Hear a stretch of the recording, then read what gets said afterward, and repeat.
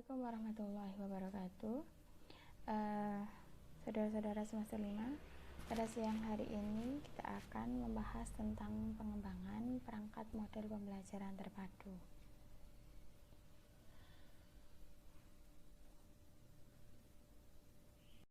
Adapun dari pengembangan perangkat model pembelajaran terpadu, mayoritas atau kebanyakan mengadaptasi dari 3 model, yakni model pengembangan sistem pembelajaran menurut Camp yang pertama, yang kedua model pengembangan sistem pembelajaran menurut Dick and Carey, yang ketiga model pengembangan sistem pembelajaran 4D.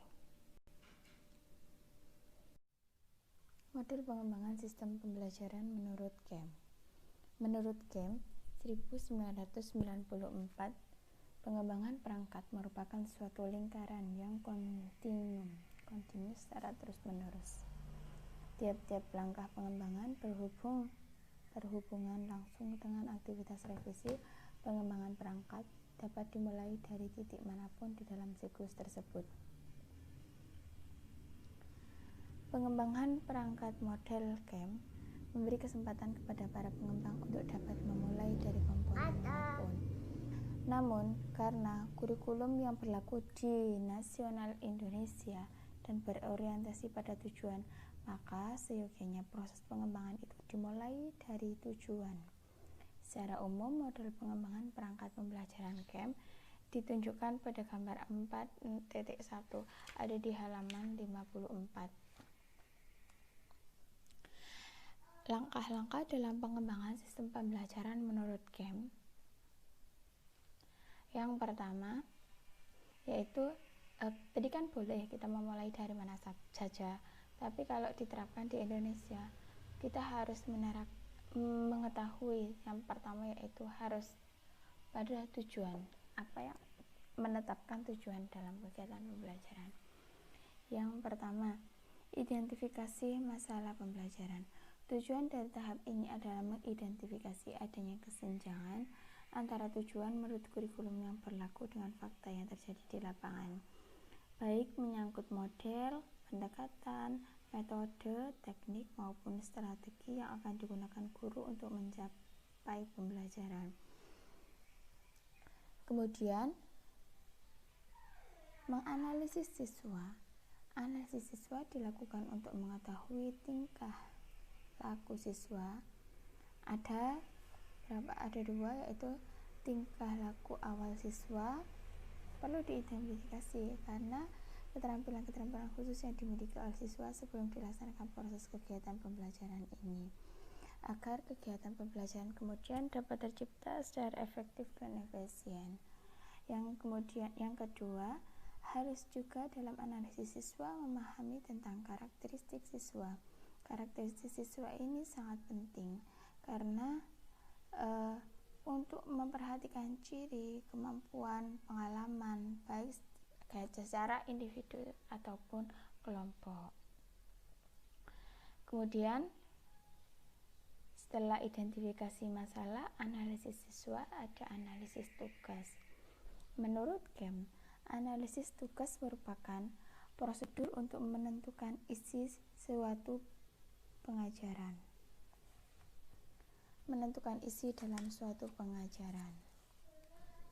Jadi, dalam analisis tugas, tujuannya tidak lain dari analisis ini pelajaran, menganalisis konsep, menganalisis memproses informasi, dan analisis prosedural yang digunakan untuk memudahkan pemahaman, penguasaan tugas belajar, dan tujuan pembelajaran yang dituangkan dalam bentuk rencana pembelajaran, yaitu RPP dan lembar kegiatan siswa.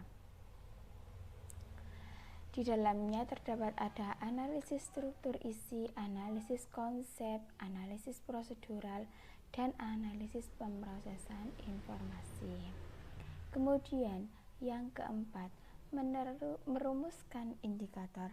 Apa sih indikator itu? Indikator merupakan tujuan pembelajaran yang diperoleh dari hasil analisis tujuan pada tahap 1, sedangkan menurut Cardy,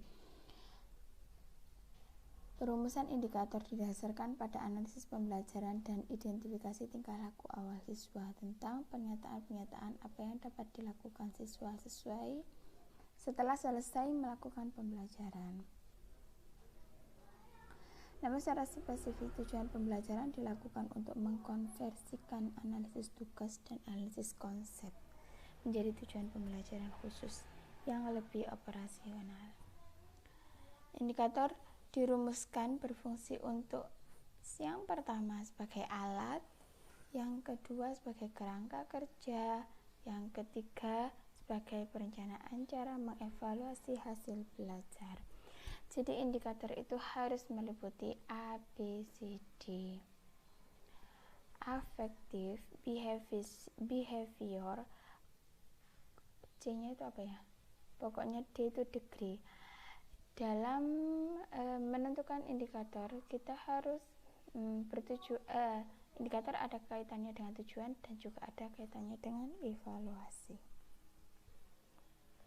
Yang kelima, menyusun instrumen evaluasi.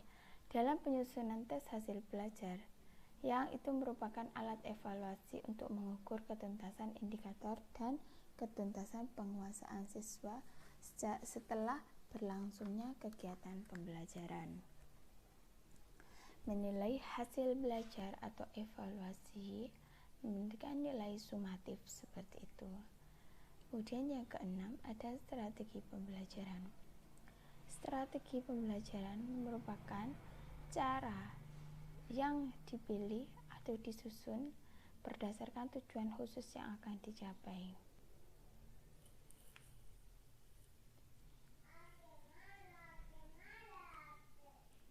Kegiatan ini dalam kegiatan strategi pembelajaran meliputi penentuan model pembelajaran, pendekatan, metode, serta pemilihan format yang dipandang mampu memberikan pengalaman yang berguna untuk mencapai tujuan pembelajaran. Nah, perhatikan di halaman 59 itu ada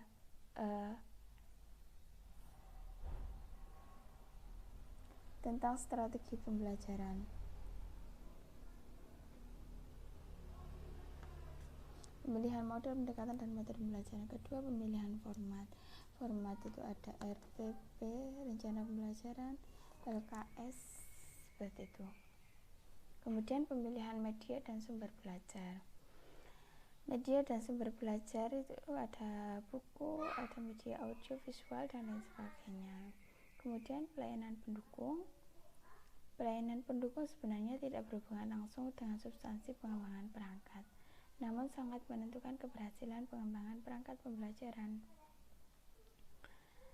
Di samping itu dibutuhkan anggaran atau fasilitas dana yang mendukung dalam kegiatan pembelajaran.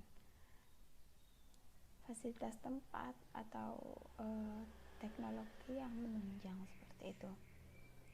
Evaluasi formatif merupakan bagian penting dari proses perencanaan pembelajaran yang berfungsi sebagai memberikan informasi kepada pengajar tentang pencapaian sebelum kegiatan ini dilaksanakan atau sedang berlangsung. Kalau evaluasi sumatif itu kegiatan telah terlaksanakan. Untuk menguji kegiatan di akhir kegiatan pembelajaran itu evaluasi sumatif. Kemudian ada revisi perangkat pembelajaran.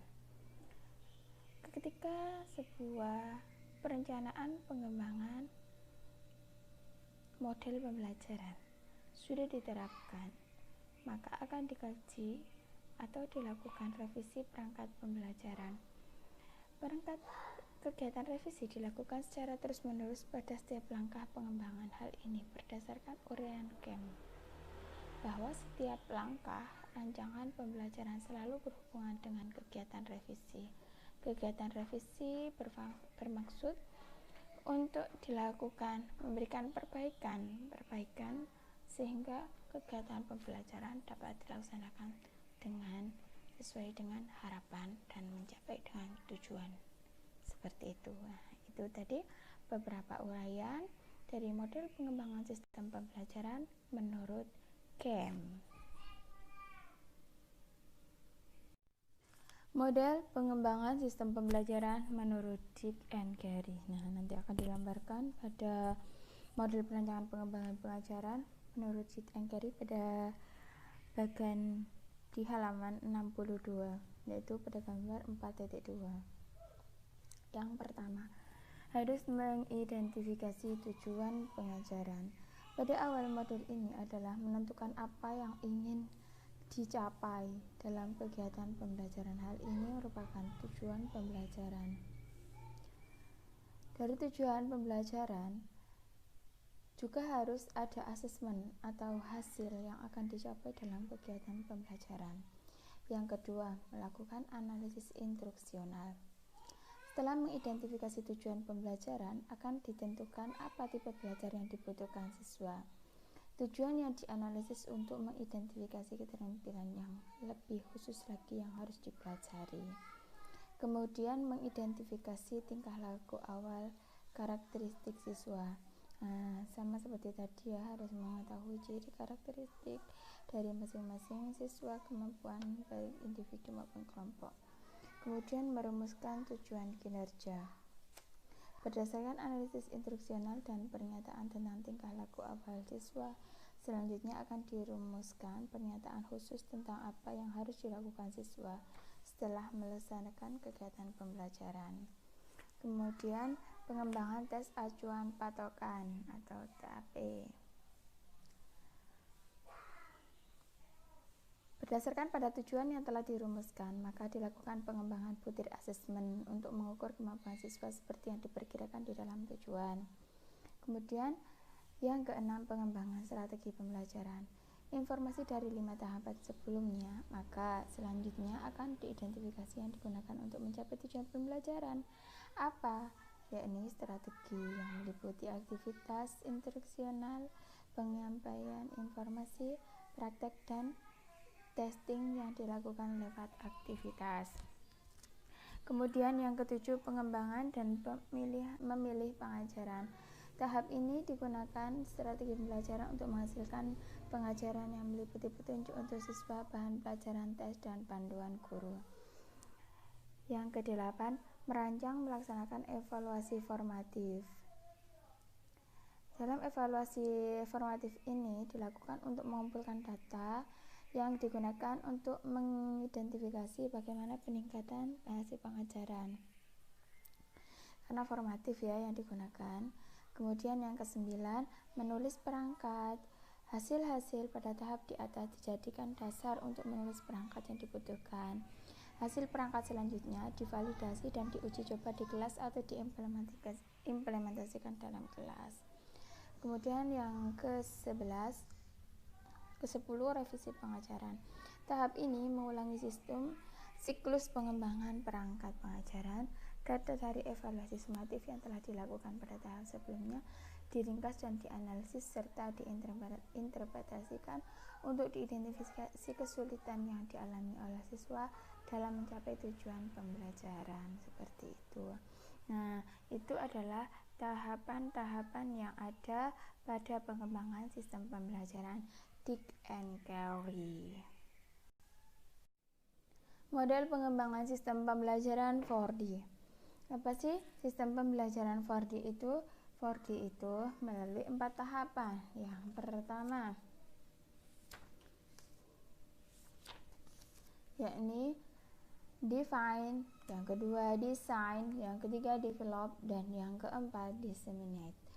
Tetapi kalau diadaptasi dalam bahasa Indonesia, yakni ada model 4P atau 4P, yakni pendefinisian, perancangan, pengembangan, dan penyebaran, seperti yang ada pada gambar 4.3 halaman 66, yaitu model pengembangan perangkat pembelajaran 4D. Tapi di situ pakai bahasa Indonesia, jadi 4P. Yang pertama, pada tahap pendefinisian define. Pada tahap ini meliputi 5 langkah pokok, yakni yang pertama analisis ujung depan, analisis siswa, analisis tugas, analisis konsep, dan perumusan tujuan pembelajaran. Kita rinci satu persatu. Pada analisis ujung depan bertujuan untuk memunculkan dan menetapkan masalah dasar yang dihadapi oleh pembelajaran biologi SLTP yang dibutuhkan untuk pengembangan bahan pengajaran itu misal. Berdasarkan masalah tersebut, disusunlah alternatif perangkat yang relevan. Dalam melakukan analisis ujung depan, perlu mempertimbangkan beberapa hal sebagai alternatif pengembangan perangkat pembelajaran, yakni teori belajar, tantangan, dan tuntutan masa depan. Nah, itu menganalisis awal akhir. Analisis siswa. Kemudian analisis siswa turun menjadi analisis tugas, analisis konsep dan analisis tugas menjadi spesifikasi tujuan.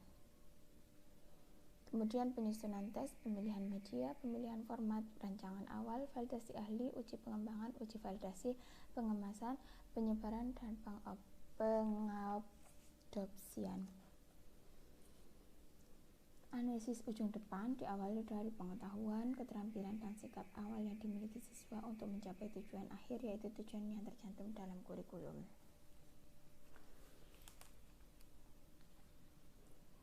Yang kedua, analisis tugas. Analisis tugas merupakan kumpulan prosedur dalam menentukan isi dalam satuan suatu pembelajaran yang mencakup analisis struktur isi, analisis prosedural, analisis proses informasi, analisis konsep, dan perumusan tujuan. Kemudian lanjut pada 2 tahap perancangan atau desain, D yang kedua. Pada tahap ini menyiapkan perangkat pembelajaran yang terdiri dari 4 langkah. Yang pertama, penyusunan tes acuan patokan yang merupakan langkah awal yang menghubungkan antara tahap define dan tahap desain. Tes disusun berdasarkan hasil perumusan tujuan pembelajaran khusus. Tes ini merupakan suatu alat pengukur terjadinya perubahan tingkah laku pada diri siswa setelah kegiatan belajar mengajar. Yang kedua, pemilihan media yang sesuai dengan tujuan. Yang ketiga, pemilihan format. Di dalam pemilihan format ini dapat dilakukan mengkaji format perangkat yang telah ada dikembangkan di negara yang lebih maju. Kemudian tahap pengembangan develop. Develop itu pengembangan ya, dari bahasa Inggris. Pada tahap ini menghasilkan perangkat pembelajaran yang sudah revisi berdasarkan masukan dari para pakar, yang meliputi validasi perangkat oleh para pakar, simulasi, kegiatan yang mengoperasionalkan rencana pembelajaran, dan uji coba terbatas sesuai yang sesungguhnya. Kemudian digunakan sebagai dasar revisi. Pada langkah berikutnya digunakan uji coba. Yang keempat, terakhir pada tahap disseminate. Tahap pendeseminasian merupakan tahap penggunaan perangkat yang telah dikembangkan pada skala yang lebih luas. Misalnya bisa digunakan di kelas lain, di sekolah lain, oleh guru lain. Tujuan lainnya adalah mengkaji efektivitas penggunaan perangkat di dalam kegiatan belajar mengajar. Dari uraian tentang 3 model di atas, pada dasarnya memiliki persamaan dari model Dick and Gary, model Camp, dan model 4D tadi.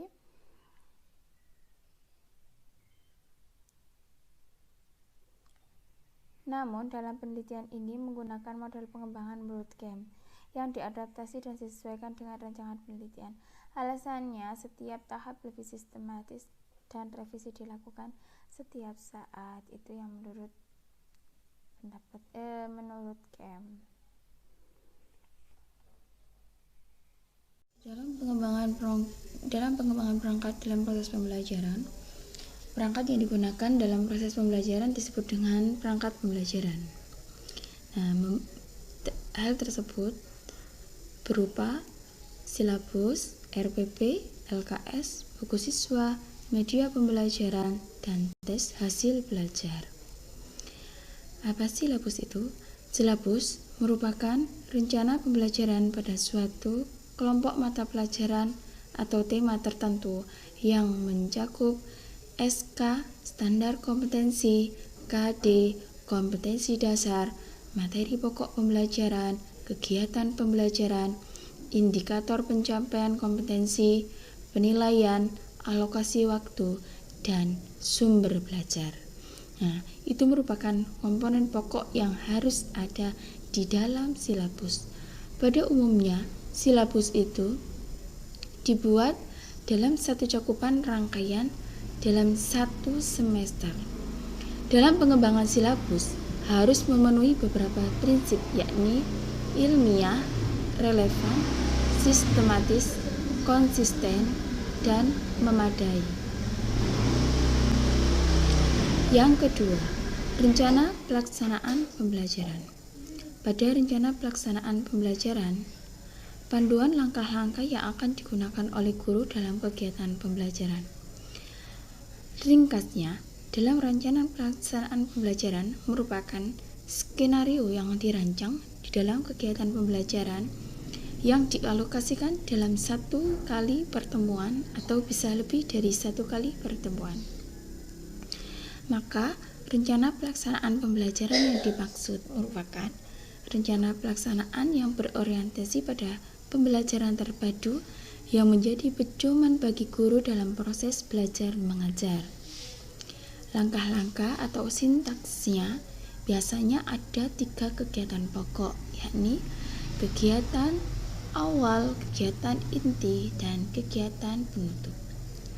Komponen inti di dalam RPP meliputi ada identitas, yakni ada mata pelajaran, satuan pendidikan, ada kelas, topik atau tema, juga alokasi waktu. Dan juga ada SK, kemudian ada KD, ada indikator, tujuan pembelajaran, metode pembelajaran. Nah, baru di dalam langkah kegiatan pembelajaran itu nanti ada 3 tahapan, yakni kegiatan utama atau kegiatan awal, kegiatan inti atau kegiatan dalam saat pelaksanaan pembelajaran, yang ketiga kegiatan penutup. Kemudian ada penilaian, teknik penilaian, instrumen penilaian. Nah, nanti ada yang mengetahui guru dan juga kepala sekolah. Kemudian LKS, lembar kegiatan siswa, merupakan panduan siswa yang digunakan dalam melakukan kegiatan pemecahan masalah dalam kegiatan pembelajaran. Yang kelima, media pembelajaran. Media merupakan alat yang digunakan dalam kegiatan pembelajaran. Media pembelajaran itu juga ada sumber belajar dari buku siswa dan juga dari sumber media yang lain baik audio maupun visual. Kemudian tes hasil belajar. Dari tes hasil belajar merupakan butiran tes yang digunakan untuk mengetahui dari hasil pencapaian belajar.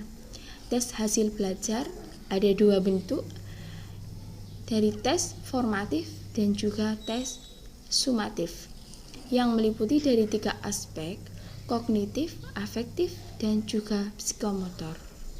Nah, itu merupakan beberapa komponen dari perangkat pembelajaran.